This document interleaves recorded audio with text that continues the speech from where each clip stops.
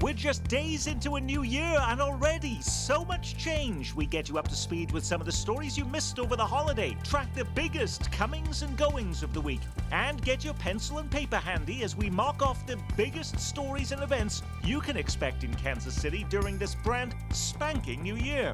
Week in Review is made possible through the generous support of AARP Kansas City, RSM, Dave and Jamie Cummings, Bob and Marlise Gorley, the Courtney S. Turner Charitable Trust, John H. Mize and Bank of America N.A. co-trustees, and by viewers like you. Thank you. Hello and welcome, I'm Nick Haynes, and we are so flattered that you decided to add watching this show every week to your New Year's resolution list. Trying to make you 3% smarter in just 26 minutes are this week's news reviewers. Keeping tabs on our state houses for KCUR News, Brian Ellison is with us, as is KCUR's news director Lisa Rodriguez, the managing editor of the Cole newspaper, Eric Wesson, and tracking our local news from behind a microphone at KCMO Talk Radio, Pete Mundo. The numbers are in. Despite the murder rate going down in many large cities across America, Kansas City just ended 2022 with the second highest number of homicides in the city's history, 169 killings in all. This week, Mayor Quinton Lucas repeated his pledge from his election 4 years ago when he promised he'd address the bloodshed by bringing down the body count to less than 100 homicides a year. And I still do believe the city will get to below 100 homicides a year. And just, I don't know. I'm optimistic. I just believe it. But other than the hiring of a new police chief, Eric Wesson, what gives Mayor Lucas optimism that anything else has changed? Well, he's got these different programs going on now. Partners for Peace, they meet and they've brought all these different agencies together. My only concern with that, and I've been to several of their meetings, my only concern is most of the people at the table are after the fact. Where are the prevention programs that have stopped the homicides in the first place? I think that he's putting a lot on that. They got federal funding for that and they've got money for that, but I don't see anything changing anytime real soon. How is the police chief doing, the new police chief? All of this was happening while many of us were doing our final work holiday parties and things at the end of the year. Pete, is she still being given the benefit of the doubt, Stacey Graves, or are some people now trying to have her move out the door already? I think most people have checked out the last 2 weeks or so, Nick, so I don't think you can grade her good, bad. It's really indifferent at this point, but the prevention angle is important. A lot of people in law enforcement in this town will tell you that as long as you continue with what they consider to be a prosecutor that is fairly soft with criminals, putting a lot of these people back out onto the streets, I mean, you know, you want to get that number down, how much can you get it down? That's what they'll say. They're just one part of this violent crime issue. How are people holding Mayor Quinton Lucas accountable for this? One of them would have been that he would have had a major opponent running against him when we have an election coming up this April, and yet he has only drawn token opposition from Clay Chastain. Right. There's not been a candidate that's emerged that would give the mayor a strong run for office. But I think to what Pete was saying, I think cooperation between the prosecutor and the new police chief will be key here. We know, and we've talked on this show about how both departments have alleged they're not giving each other full information. They have had a rocky relationship in the past. That's going to be something to watch moving forward. And another thing, as far as the activist community, I've seen a shift in that rather than demanding or calling for a new police chief or calling for the ouster of the mayor, they're now deciding we've given up on those institutions and we're going to look inside our community for solutions. And so I think we'll see a little more community solutions coming out, especially from activists. And I also saw that the mayor in his interview with the Kansas City Star this week saying also giving up on the Missouri legislature to do anything about this either. Right. Both Kansas City and St. Louis got called out in the opening festivities of the legislative session this week for their high homicide rates, their high crime rates, and calling on cities without mentioning the names of the cities they were talking about, to take these steps. The problem, of course, is funding. As we know, the voters of the state of Missouri have now mandated that Kansas City spend more money on its police department, but city leaders in Kansas City have said we need to be spending more money on underserved communities, investing in education, investing in other factors that are more likely in the long run to diminish the crime rate. So we'll have to see whether that translates into any legislative action. Now, just as Kansas City hires a police chief, the help wanted sign has gone up for someone to run the fire department. This week, Donna Lake announced she will retire as fire chief after a 30-year career with the department, the last 3 as its leader. I remember when I first started this job, who was leading the fire department was a massive story. Is it still a big deal, Eric, or was this news met with a sort of collective shrug as to why should we care? It was one of those shrugs, why should we care? One of those situations, because again, it happened during the transition from Christmas to New Year's, and people aren't really paying a whole lot of attention to what's going on yet. Now, if she had done it next week, we probably would have gotten a lot more media coverage and a lot more questions asked about why all of a sudden she's retiring. I do think the timing is interesting. Donna Lake has not had a controversial tenure as chief, despite some controversy about the fire department. We have covered stories of widespread racial discrimination in the department. The department faced a massive lawsuit with the crash of one of its fire trucks that killed people in Westport. And to, after a 30-year career, to announce a retirement that takes effect at the end of the month, I think there are some questions still to be asked about that timing and about what's going on. By the way, what does a former fire chief in Kansas City do with their lives now? I see that she's now becoming the new assistant manager in the city of Lee Summit. So there's... Well, and it certainly is a healthy retirement package, one has to think. The reality, I think, is that Eric's absolutely right. It was a collective shrug, but it shouldn't be. The Kansas City Fire Department is a $237 million annual budget. It's an enormous responsibility, whoever's in charge of that. So not only is the retirement a significant issue, so is the search for the next fire But chief. doesn't get the same attention as the police do. No, it doesn't. It never will. It's not as sexy, obviously, as that position, but it's, great. You jump from one bureaucracy to another and you keep cashing the checks. But anyway, to your point, when you look at this, there's a reason. It's like a Friday news dump. If you want people to celebrate you, you don't announce your retirement on a multi-decade career a couple days before Christmas. You just don't do it. So that's somebody to me that wasn't looking for attention on the retirement, which may open up some questions beyond that.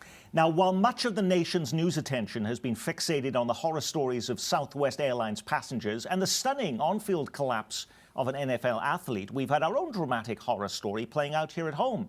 With most of us distracted with other things over the holiday, one of our longest-serving theatre leaders was accused of sexual abuse, and not just by one, but multiple actors. And then, just days after the story breaks in the Pitch newspaper, the artistic director of the Coterie Theatre, Jeff Church, is found dead in his Brookside home. Lisa Rodriguez, you had that story. His attorney says it's a suicide after his client had become, quote, the victim of what he called a digital witch hunt. Now, all this was playing out while the Children's Theatre was presenting a Charlie Brown Christmas. But unlike this week's headline-grabbing NFL game, there was to be no pause to consider the damage. The show went on. So what's going to happen now to the theatre in Crown Center? Is it business as usual? I think I want to acknowledge first that this was a very fast-moving and very tragic story. And this is playing out Christmas Day Playing weekend, out yes. Christmas Day, and a lot of people will have very emotional responses to us, and it'll take weeks to process and get answers. As far as being an audience member, enjoying shows at the Coterie, I think that you will see that the show will go on, that despite leadership being different, there are some changes that they have planned for, and that you'll continue to enjoy shows there. What I think we'll be looking out for now is what is going to happen behind the scenes? What are people doing to take a look at the culture at the Coterie and in theater writ large? This is a working community that has relationships that are different than any other type of working community, where people are physically and emotionally much closer than you are in another office environment. So it's time to take a hard look at that, a hard look at the allegations, but still allow time to process and grieve what's happened. What's been remarkable about this story for me is how fast it happened and how quickly things took place. And we remember some of these allegations were decades old. These were playing out on social media sites. This is not happening in a court of law anywhere. How did it lead to the unraveling so quickly? I think part of that is the nature of social media, where when one person posts something, it can trigger a windfall of other, or give someone else permission to share something that they weren't quite sure what happened there. So I think that's the nature of social media. I think it is unfortunate that we don't have time. That doesn't allow us, or myself as the leader of a news organization, to fully investigate and get to the bottom and ask these important questions of all sides. But it's just, it's a lot. People are still reeling from this, and will continue to. And Jeff do Church, so. a very prominent member of the artistic community here in Kansas City. He Brian. was indeed. And I think we should acknowledge that the board of the Coterie Theater, even before the tragic news of Church's death by suicide, had already taken action to say, we're taking these reports seriously, we're going to investigate. And even after his death, they have said, we're going to continue to investigate and try to get to the bottom of what happened. There may be other factors besides Church himself that allowed those stories to go untold or uninvestigated for years or even decades. It was a big week for political goodbyes, hellos, departures, and bereavements. Former Kansas Attorney General Bob Steffen died this week. He was the longest-serving AG in Kansas history. And this Friday is the last day on the job for the head of Johnson County government, Ed Eilert, who has been in one elected office or another for the past 45 years. If it weren't for Ed Eilert, I don't believe we would have a renovated Union Station today in Kansas City. It's never about Ed Eilert. It's always about how can we advance this good cause. Eilert's successor, Mike Kelly, will be officially sworn in as the new head of Johnson County government on Monday. On the Missouri side of state line, Vice President Kamala Harris presided over the swearing-in of Eric Schmidt as he takes his place in the U.S. Senate for the first time. And former Kansas City news anchor Mark Alford officially started his job as the newest member of our congressional delegation in our area. But can he actually be called a congressman, Pete Mundo? I didn't think they're officially been sworn in yet because they can't choose a speaker. Well, not as of this conversation, Nick. He is not technically a congressman from Missouri. So this is great for us. I mean, people are digging out of the new year, and they're slowly getting back into the news cycle. And we've got this drama, not just in D.C., but both sides of our state line. So it's fascinating. The turnover in Johnson County, to me, is really interesting with Mike Kelly, and his tenure as Roland Park mayor kind of made that race more red and blue and more political in many respects than it traditionally has been. So there's a lot going on that we're excited about here in the new year. And people like Sharice Davids on the Kansas side experiencing something she's never had to experience before, being in the minority party. That's right. It's a big change. Emmanuel Cleaver on the Missouri side, a longtime member of the majority party, making the move to the minority as well. Sharice Davids issued a statement noting that there's real problems with the difficulty the Republicans have had in electing a speaker, and during this lengthy period of transition, there is no oversight happening of the executive branch. There's not even a way to convene if there were a need for national security briefings. So there are some actual consequences besides the political theater of this confusing moment. On Monday, Chris Kobach will be officially sworn in as the next Kansas Attorney General, but getting less attention is this man. We're going to continue to push back against President Biden's illicit federal overreach, and we're going to look for new opportunities to do that in the coming days.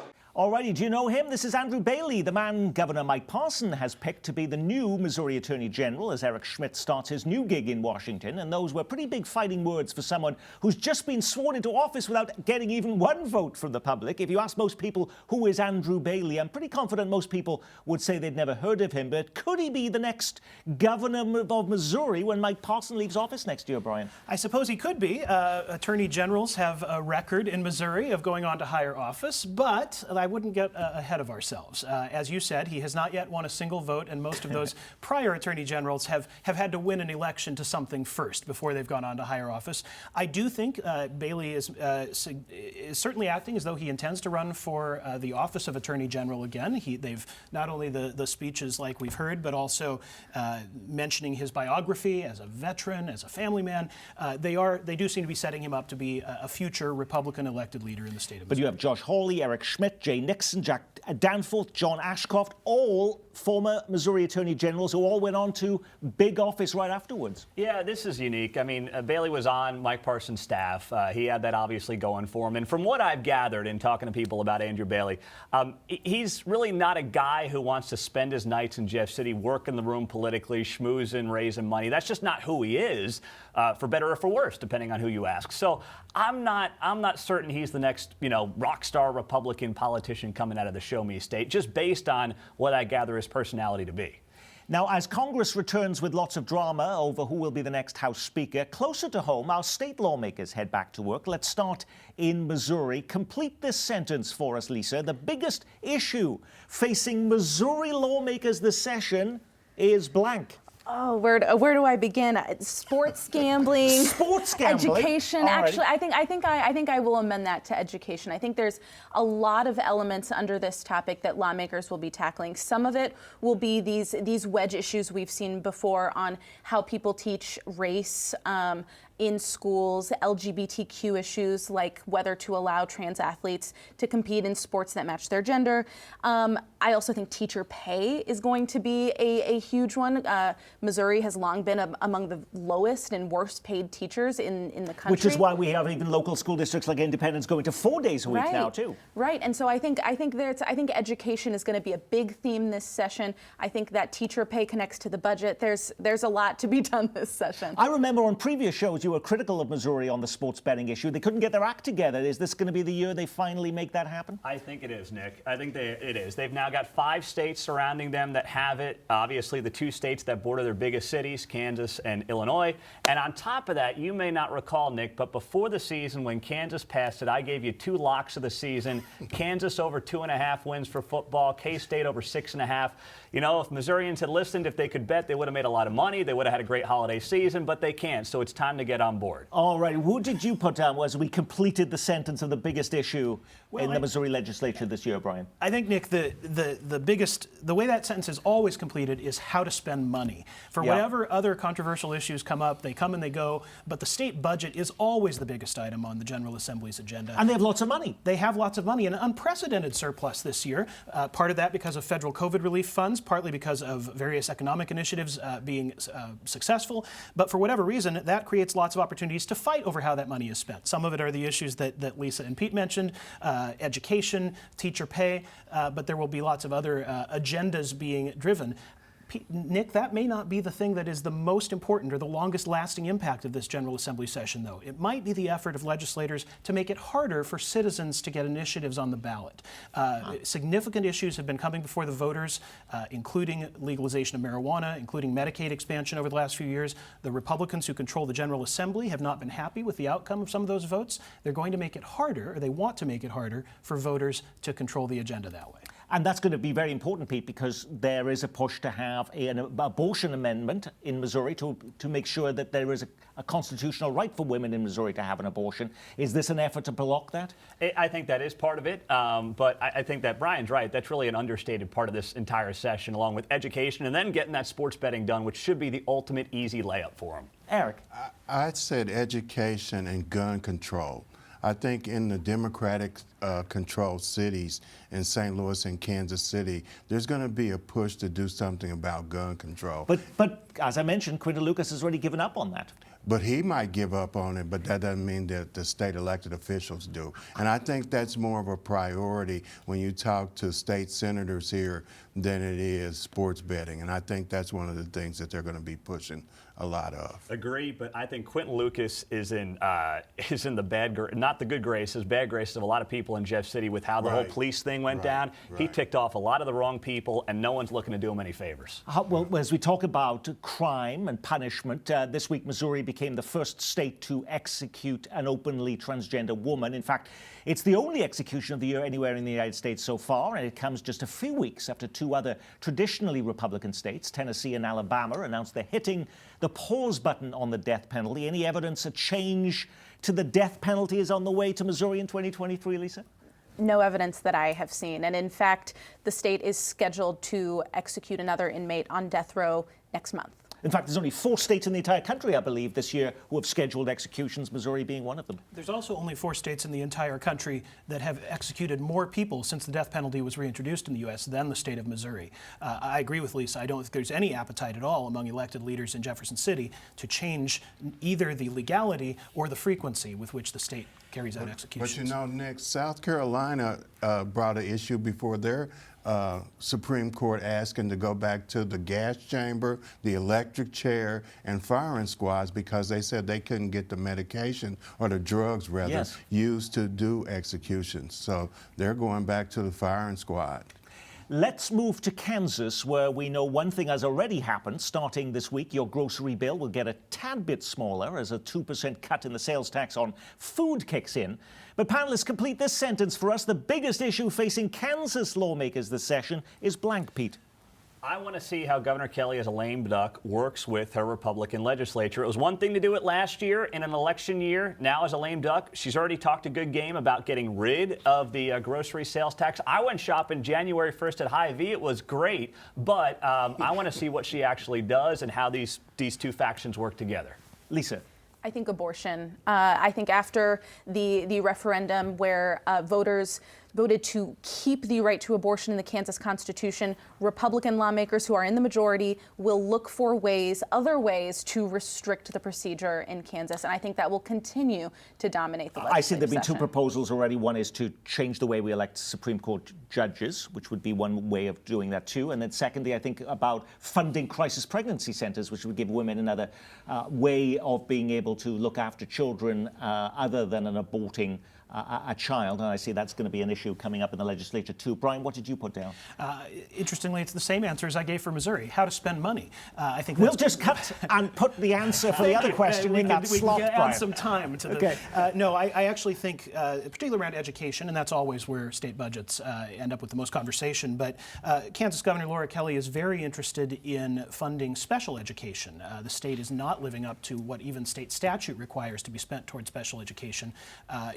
There's actually some bipartisan agreement. The Republicans agree that something needs to be done, although some of them, rather than increasing the funding, would like to change the statute that requires that level of funding. What did you put down? I put down Chris Cobalt, the Attorney General, and the governor getting along. I think they're on 2 different mindsets, and I know at first they were, okay, let's try to get along, but I don't see that happening. So I think the biggest issue they're going to have is getting legislation passed with a Republican-controlled House and Senate with a Democratic governor. None of you mentioned the issue of marijuana. Kansas is just one of 3 states that has done absolutely nothing in that area. Is this the year that finally happens, Pete? No. Not even medical marijuana, Brian? I maybe. I mean, that'd be fine with I'm me. going to say maybe. There doesn't seem to be a lot of appetite for it. If it does happen, it's going to be for the same reason sports betting is going to happen in Missouri. The pressure from across the state line, the potential for revenues might move some legislators, at least in Kansas, to take some steps in that direction. I'm missing something with the sports betting. I don't think it's that big of an issue because people in Missouri can still drive to state line and bet. So I don't know. If they live in Kansas City, they can. Yeah. You know, the folks in Columbia would say it's a little more of Yeah, an they issue. have to for them. travel a little bit further. Now, as it's our first show of the year, rather than do our usual closing segment where we look at the big local story we missed, we thought it might be more interesting to look forward to the stories ahead. What's the biggest local story or trend we should be paying attention to in 2023? Is it the 100th anniversary of the Country Club Plaza? To mark the occasion, they're keeping the holiday lights on for another 6 weeks. That means for the first time ever, you'll be able to see the plaza lights through Valentine's Day. In February, Missouri's first marijuana dispensaries will open for business. And in March, it's the long-awaited opening of the new-look KCI Airport. In April, up to 500,000 visitors will be heading to Kansas City for the NFL Draft. In that same month, Clay Chastain will take on Quinton Lucas in the Kansas City mayoral election. May is the deadline for the city to place a downtown ballpark on the August ballot. And after she broke Ticketmaster, Taylor Swift takes over Kansas City in July as she performs 2 shows at Arrowhead. And in September, get ready for another major addition to our entertainment landscape as the Kansas City Zoo officially opens its new $75 million shark-infested aquarium. It's the largest project in the zoo's history. Alrighty, some of these are bigger than others. What story are you most fixated on, Lisa, and what deserves more attention than it's getting? I'm not sure it deserves more attention than it's getting, but I do think the downtown ballpark, getting details about what that plan is, what exactly impact would be to taxpayers, will be a huge story in the coming year. I think that especially that taxpayer question and what the Chiefs will do if that gets put on the ballot and ultimately passed by voters, where the money's going to go next. So May is that deadline to get it on the August ballot, which we've seen in the newspaper is what was the push. But do you see that happening by then? I think it will likely be on the ballot in April. I think the question will be what information will voters have at that point. Eric. I said opening the airport in the midst of Southwest, who will probably be one of the biggest franchises there at the airport, opening the bugs that Southwest has to work out, and the airport being a new airport.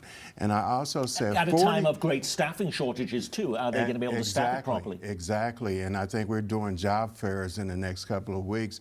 But in addition to that, 40 people have filed to run for city council offices. And I think that's an unprecedented number of people coming in trying to be an elected official in Kansas City. Pete. Taylor Swift. Really, Nick? Yeah. Taylor Swift? I thought you were a Swiftie. I added it for you. I'll be at the Springsteen show February 19th. That's my 7th show. Okay, all right. Anyway, okay. I agree with Lisa. It's downtown baseball. Great mixture of local politics, state politics, sports, all wrapped into one. They had a clunky rollout, I thought, with that first listening session in December. I think there's still a lot of mistrust right now between the public and ownership, and it is going to be a fascinating situation to watch play out this year. Brian. I agree with Eric that the city council elections are very significant. Not only the number of candidates, but the fact that several incumbents are being challenged, some longtime members of the council are rotating off. I think we're going to be looking at a very different tone and substance of what happens with the city council going forward. I'm also going to say, both on the Kansas and Missouri side, this actually is a very important legislative session.